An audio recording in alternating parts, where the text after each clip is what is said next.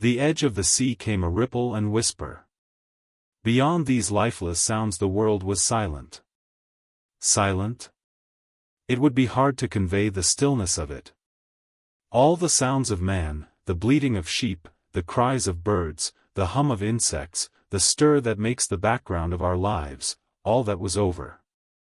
As the darkness thickened, the eddying flakes grew more abundant, dancing before my eyes, and the cold of the air more intense. At last, one by one, swiftly, one after the other, the white peaks of the distant hills vanished into blackness. The breeze rose to a moaning wind. I saw the black central shadow of the eclipse sweeping towards me. In another moment the pale stars alone were visible. All else was rayless obscurity. The sky was absolutely black. A horror of this great darkness came on me. The cold, that smote to my marrow, and the pain I felt in breathing, overcame me. I shivered, and a deadly nausea seized me. Then like a red-hot bow in the sky appeared the edge of the sun. I got off the machine to recover myself. I felt giddy and incapable of facing the return journey. As I stood sick and confused I saw again the moving thing upon the shoal. There was no mistake now that it was a moving thing, against the red water of the sea. It was a round thing, the size of a football perhaps, or, it may be, bigger, and tentacles trailed down from it. It seemed black against the weltering blood-red water, and it was hopping fitfully about. Then I felt I was fainting. But a terrible dread of lying helpless in that remote and awful twilight sustained me while I clambered upon the saddle. 15. The time travelers return, so I came back. For a long time I must have been insensible upon the machine. The blinking succession of the days and nights was resumed, the sun got golden again, the sky blue. I breathed with greater freedom. The fluctuating contours of the land ebbed and flowed. The hands spun backward upon the dials. At last I saw again the dim shadows of houses, the evidences of decadent humanity. These, too, changed and passed, and others came. Presently, when the million dial was at 0, I slackened speed. I began to recognize our own pretty and familiar architecture. The thousands' hand ran back to the starting point, the night and day flapped slower and slower. Then the old walls of the laboratory came round me. Very gently, now, I slowed the mechanism down. I saw one little thing that seemed odd to me. I think I have told you that when I set out, before my velocity became very high, Mrs. Watchett had walked across the room, traveling, as it seemed to me, like a rocket. As I returned, I passed again across that minute when she traversed the laboratory. But now her every motion appeared to be the exact inversion of her previous ones. The door at the lower end opened, and she glided quietly up the laboratory, back foremost, and disappeared behind the door by which she had previously entered. Just before that I seemed to see Hillier for a moment, but he passed like a flash. Then I stopped the machine, and saw about me again the old familiar laboratory, my tools, my appliances just as I had left them. I got off the thing very shakily, and sat down upon my bench. For several minutes I trembled violently. Then I became calmer. Around me was my old workshop again, exactly as it had been. I might have slept there, and the whole thing have been a dream. And yet, not exactly. The thing had started from the southeast corner of the laboratory. It had come to rest again in the northwest, against the wall where you saw it. That gives you the exact distance from my little lawn to the pedestal of the White Sphinx, into which the Morlocks had carried my machine. For a time my brain went stagnant. Presently I got up and came through the passage here, limping, because my heel was still painful, and feeling sorely begrimed. I saw the Pall Mall Gazette on the table by the door. I found the date was indeed today, and looking at the timepiece, saw the hour was almost 8 o'clock. I heard your voices and the clatter of plates. I hesitated, I felt so sick and weak.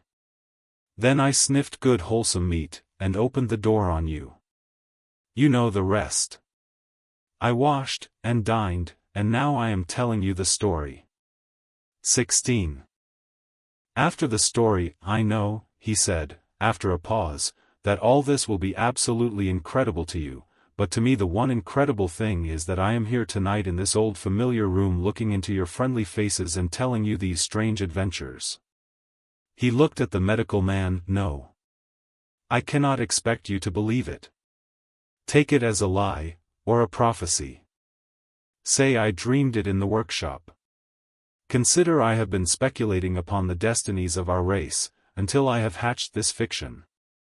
Treat my assertion of its truth as a mere stroke of art to enhance its interest. And taking it as a story, what do you think of it? He took up his pipe, and began, in his old accustomed manner, to tap with it nervously upon the bars of the grate. There was a momentary stillness. Then chairs began to creak and shoes to scrape upon the carpet. I took my eyes off the time traveler's face, and looked round at his audience. They were in the dark, and little spots of color swam before them. The medical man seemed absorbed in the contemplation of our host. The editor was looking hard at the end of his cigar, the 6th. The journalist fumbled for his watch. The others, as far as I remember, were motionless. The editor stood up with a sigh. What a pity it is you're not a writer of stories, he said, putting his hand on the time traveler's shoulder. You don't believe it? Well, I thought not. The time traveler turned to us. Where are the matches? He said. He lit one and spoke over his pipe, puffing. To tell you the truth, I hardly believe it myself. And yet, his eye fell with a mute inquiry upon the withered white flowers upon the little table. Then he turned over the hand holding his pipe, and I saw he was looking at some half-healed scars on his knuckles. The medical man rose, came to the lamp, and examined the flowers. The gynecium's odd, he said. The psychologist leant forward to see, holding out his hand for a specimen. I'm hanged if it isn't 1:15, said the journalist. How shall we get home? Plenty of cabs at the station, said the psychologist. It's a curious thing, said the medical man, but I certainly don't know the natural order of these flowers. May I have them? The time traveler hesitated. Then suddenly, certainly not. Where did you really get them? Said the medical man. The time traveler put his hand to his head. He spoke like one who was trying to keep hold of an idea that eluded him. They were put into my pocket by Weena, when I traveled into time. He stared round the room. I'm damned if it isn't all going. This room and you and the atmosphere of every day is too much for my memory. Did I ever make a time machine, or a model of a time machine? Or is it all only a dream? They say life is a dream, a precious poor dream at times, but I can't stand another that won't fit. It's madness. And where did the dream come from? I must look at that machine. If there is one. He caught up the lamp swiftly, and carried it, flaring red, through the door into the corridor. We followed him. There in the flickering light of the lamp was the machine sure enough, squat, ugly, and askew, a thing of brass, ebony, ivory, and translucent glimmering quartz.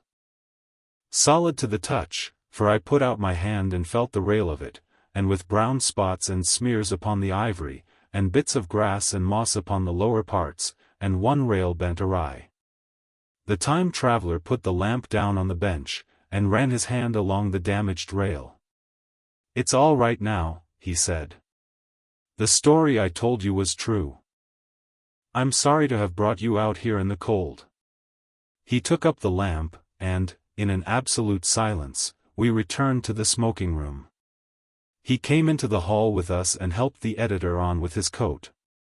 The medical man looked into his face and, with a certain hesitation, told him he was suffering from overwork, at which he laughed hugely.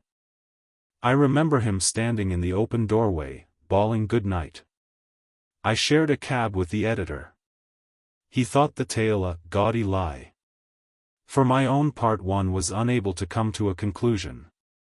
The story was so fantastic and incredible, the telling so credible and sober. I lay awake most of the night thinking about it. I determined to go next day and see the time traveler again. I was told he was in the laboratory, and being on easy terms in the house, I went up to him. The laboratory, however, was empty. I stared for a minute at the time machine and put out my hand and touched the lever. At that the squat substantial-looking mass swayed like a bough shaken by the wind. Its instability startled me extremely, and I had a queer reminiscence of the childish days when I used to be forbidden to meddle. I came back through the corridor. The time traveler met me in the smoking room. He was coming from the house.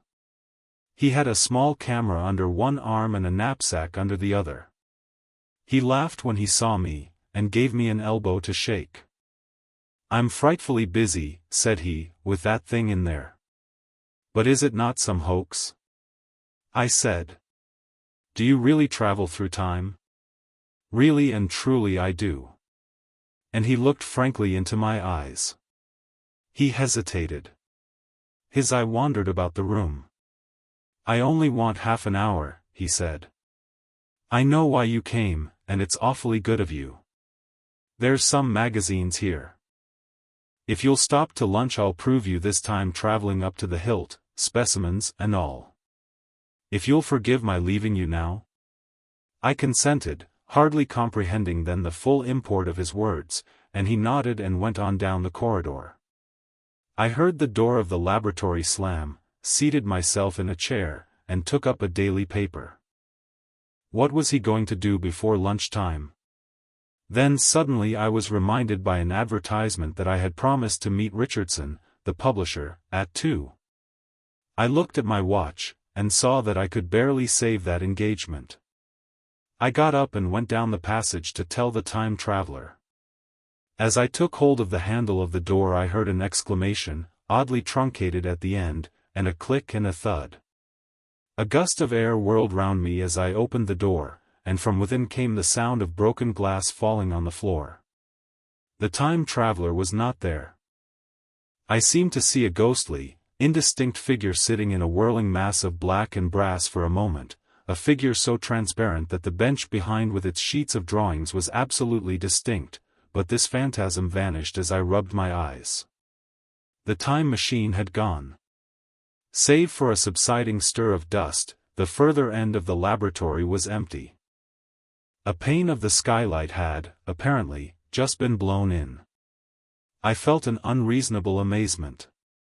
I knew that something strange had happened, and for the moment could not distinguish what the strange thing might be. As I stood staring, the door into the garden opened, and the manservant appeared. We looked at each other. Then ideas began to come. "Has Mr. gone out that way?" said I. "No, sir. No one has come out this way. I was expecting to find him here." At that I understood. At the risk of disappointing Richardson I stayed on, waiting for the time traveler, waiting for the second, perhaps still stranger story, and the specimens and photographs he would bring with him. But I am beginning now to fear that I must wait a lifetime. The time traveler vanished 3 years ago. And, as everybody knows now, he has never returned. Epilogue: one cannot choose but wonder. Will he ever return? It may be that he swept back into the past, and fell among the blood-drinking, hairy savages of the age of unpolished stone, into the abysses of the Cretaceous Sea, or among the grotesque saurians, the huge reptilian brutes of the Jurassic times. He may even now, if I may use the phrase, be wandering on some plesiosaurus-haunted oolitic coral reef, or beside the lonely saline seas of the Triassic Age. Or did he go forward, into one of the nearer ages, in which men are still men, but with the riddles of our own time answered and its wearisome problems solved? Into the manhood of the race, for I, for my own part, cannot think that these latter days of weak experiment, fragmentary theory, and mutual discord are indeed man's culminating time. I say, for my own part. He, I know, for the question had been discussed among us long before the time machine was made, thought but cheerlessly of the advancement of mankind, and saw in the growing pile of civilization only a foolish heaping that must inevitably fall back upon and destroy its makers in the end. If that is so, it remains for us to live as though it were not so. But to me the future is still black and blank, is a vast ignorance, lit at a few casual places by the memory of his story. And I have by me, for my comfort, 2 strange white flowers, shriveled now, and brown and flat and brittle, to witness that even when mind and strength had gone, gratitude and a mutual tenderness still lived on in the heart of man.